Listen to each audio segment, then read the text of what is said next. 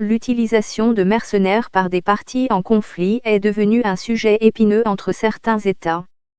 Pour savoir pourquoi certains États sont réticents à leur emploi, nous avons contacté deux experts qui s'expriment sur le sujet, le colonel Mamadou Hadj, ancien officier supérieur de l'armée sénégalaise, et le docteur Boubacar Ndiaye, chercheur sur les questions sécuritaires. Le mercenariat est une activité qui a toujours fait partie de l'histoire des conflits armés.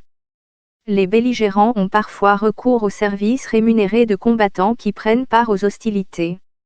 La guerre et le mercenariat ont toujours été ensemble puisque les guerres avaient pour objectif la recherche du gain.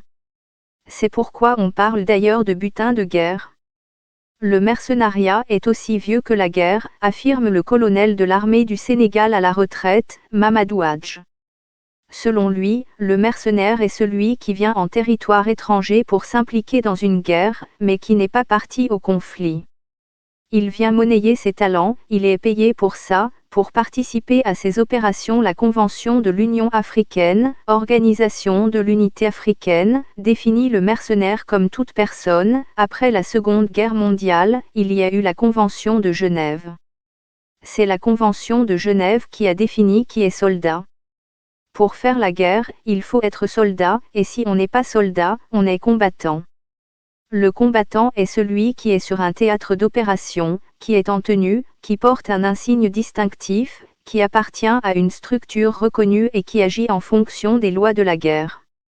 En dehors de cela, vous n'êtes pas combattant, affirme le colonel. Une définition qui, selon lui, ne prend pas en compte les mercenaires. Ils ne sont pas partis du conflit bien qu'ils soient présents sur le théâtre des opérations. Les 5 plus grandes menaces pour la sécurité au Nigeria. Comment vos données sont collectées sur les réseaux sociaux? Les mercenaires ne répondent plus à la notion de combattant sur le théâtre d'opération. Par conséquent, les mercenaires sont en contradiction avec le droit de la guerre. Aujourd'hui, le droit de la guerre nous rend responsables de ce qui arrive dans les théâtres d'opération, insiste le colonel Hadj. Dr Boubacar Ndiaye de renchérir que le mercenaire ne bénéficie pas de la protection du droit international s'il est fait prisonnier. Ils n'ont pas le statut de combattant tel que défini par les conventions internationales de conflits armés. De plus, le droit international interdit l'utilisation des mercenaires dans les conflits armés. La Convention de l'ONU de 1889 est contre également tout recrutement, utilisation, financement et formation des mercenaires. La Convention de l'Organisation de l'Unité africaine sur l'élimination du mercenariat en Afrique le qualifie de crime contre la paix et la sécurité en Afrique. Une contradiction qui pousse les États qui font appel aux mercenaires à s'en démarquer. Le docteur Boubacar Ndiaye reconnaît que des États ou des partis en conflit dans un État font recours aux mercenaires.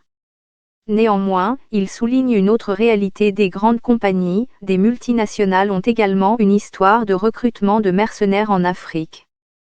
Pour le colonel Mamadou Hadj, les États surtout anglophones font appel aux mercenaires pour leurs compétences.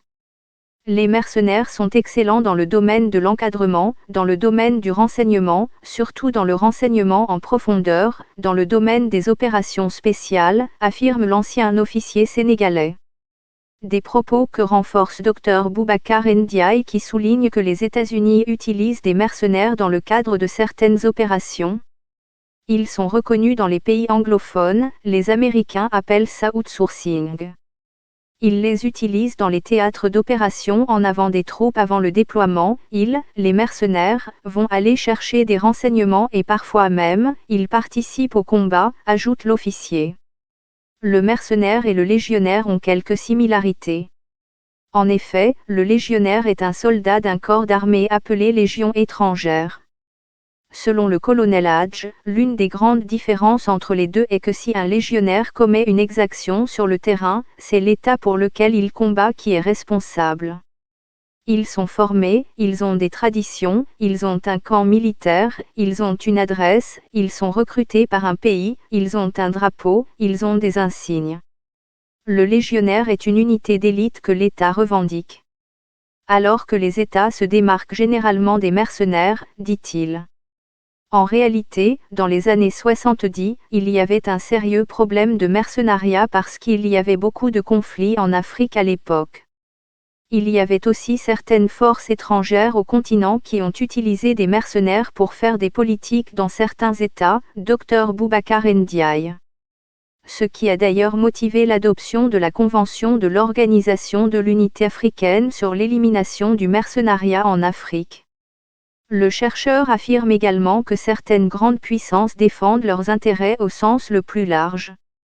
C'est un aspect qu'on ne peut pas ignorer et pour lui, le fait que certains partenaires traditionnels de la France par exemple fassent appel aux mercenaires, constitue un désaveu pour l'ancienne puissance coloniale. En Afrique, le lendemain des indépendances a été pour plusieurs États une période d'instabilité. Certains États ont dû faire face à des mouvements de libération. D'autres ont été déstabilisés de l'extérieur.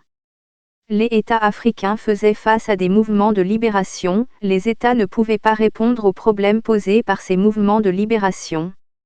Les armées nationales n'avaient pas la capacité de s'opposer à ces mouvements de libération. Donc on faisait appel à des soldats à l'extérieur pour renforcer la capacité de défense même si par ailleurs, c'était illégal.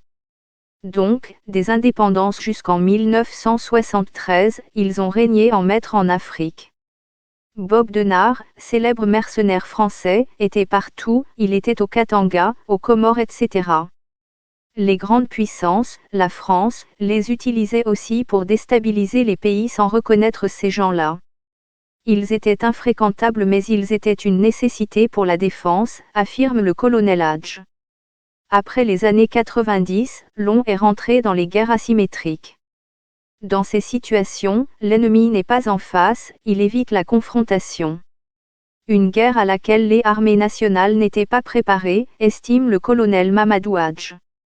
Vous voyez ce qui s'est passé en Afghanistan, dans le Sahel etc. Certaines armées ont été défaites, et quand votre armée est défaite, vous cherchez les moyens de la renforcer. On fait appel à l'illégalité mais pour renforcer sa capacité de défense.